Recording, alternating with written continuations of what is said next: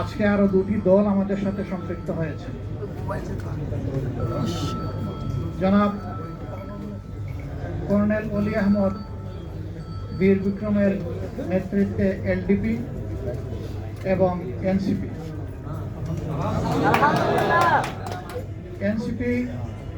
একটু আগে আমাদের সাথে তাদের বৈঠকটা সমাপ্ত হয়েছে। তারা এই বৈঠকে আসার সময় এবং সুযোগটা পাননি। তাছাড়াও দলীয় পরিসরে তারা একটা মিটিং করে আজকে রাত্রেই আমাদেরকে তারা জানিয়েছেন যে তাদের এখানে সম্পৃক্ততার ব্যাপারটা তারা আপনাদেরকে পরিষ্কার জানিয়ে দিবেন ইনশাআল্লাহ।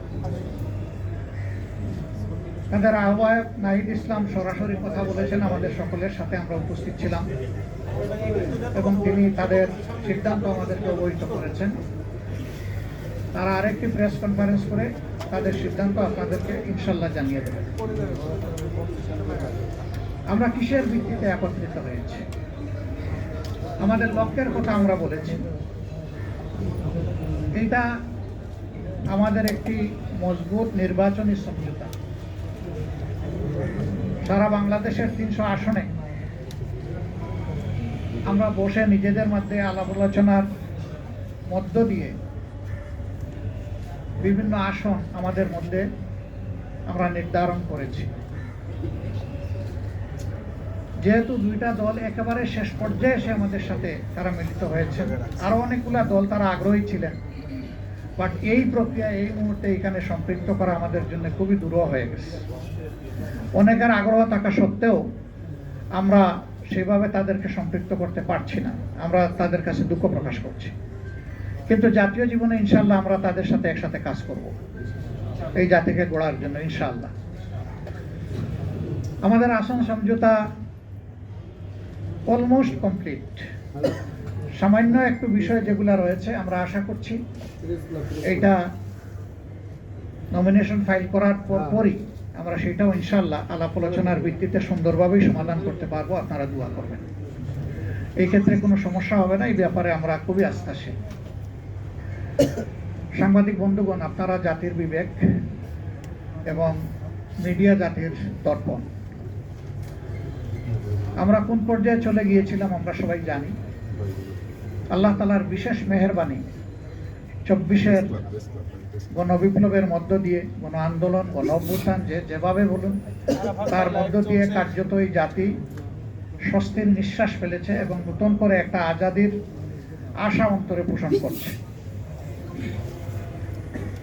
এই বিপ্লব পরিপূর্ণতা পেয়েছে 24-এ এসে, কিন্তু ত্যাগ এবং কুরবানি শুরু হয়েছে 2009 সাল থেকে।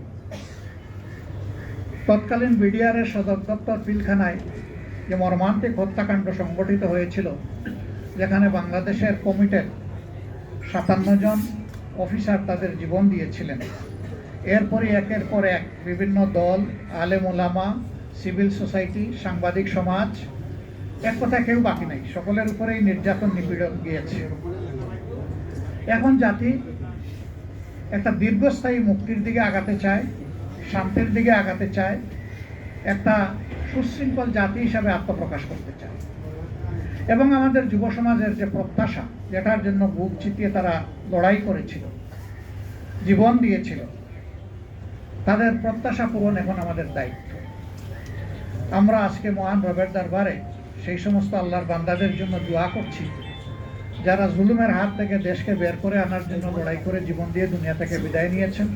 আল্লাহ তাদেরকে ক্ষমা করুন, তাদের উপর রহম করুন, আল্লাহ তাদেরকে শহীদ হিসাবে কবুল করুন। আর যারা লড়াই করতে গিয়ে আহত বঙ্গুত্ব বরণ করেছেন, তাদের প্রতি আমাদের গভীর শ্রদ্ধা এবং সমবেদনা। আল্লাহ তাআলা তাদেরকেও সুস্থতার নিয়ামত দান করুন। এত মানুষের লড়াই, সংগ্রাম, আত্মত্যাগ এর মধ্য দিয়ে আজকে জাতি যে জায়গায় এসে উপনীত হয়েছে, ঠিক 1.5 মাসের চাইতেও কম সময় আমাদের হাতে রয়েছে জাতীয় নির্বাচন অনুষ্ঠানে।